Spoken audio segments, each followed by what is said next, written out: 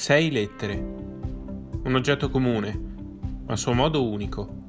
Qualcosa che ha a che fare con gli opposti, che apre o che chiude. Un meccanismo antico che pianta le radici nell'evoluzione dell'uomo.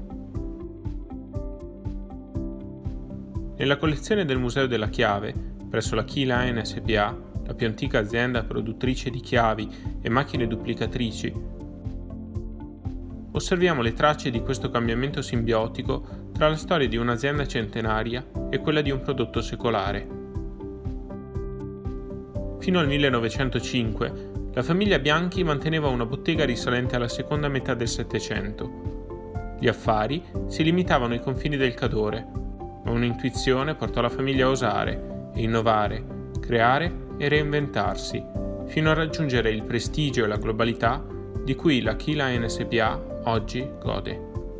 Non dimenticarci le nostre origini, perché oltre all'innovazione è importantissimo per le aziende, per tutte le aziende, ma soprattutto quelle come la nostra, che hanno quasi 250 anni di storia, non devono mai dimenticare le origini. Noi possiamo scrivere il nostro futuro solo se sappiamo ricordare il nostro passato.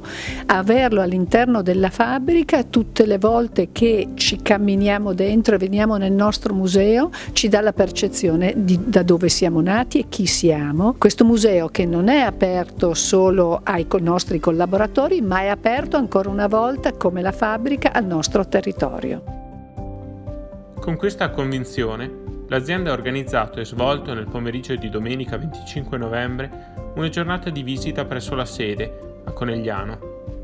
L'evento è stato arricchito da laboratori e approfondimenti che non si sono limitati alla creazione delle chiavi, ma che hanno esplorato l'arte della duplicazione e altre esperienze conoscitive. Il reparto di produzione di macchinari per la duplicazione dimostra come l'azienda si sia saputa adattare alle esigenze moderne senza dimenticare le proprie radici artigianali.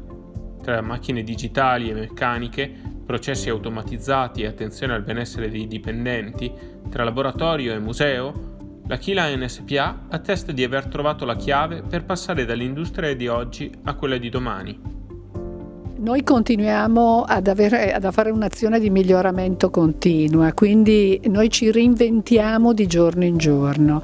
Noi in questo momento lavoriamo molto sulla sicurezza, abbiamo i nostri uffici di ricerca e sviluppo dove stiamo studiando quale sarà la chiave del futuro, anche se di sicuro non abbandoneremo mai la chiave metallica, che rimane sempre un oggetto molto importante, e quindi continuiamo a investire. Il nostro futuro è oggi. E per sapere quello che faremo domani dobbiamo cominciare a studiarlo oggi.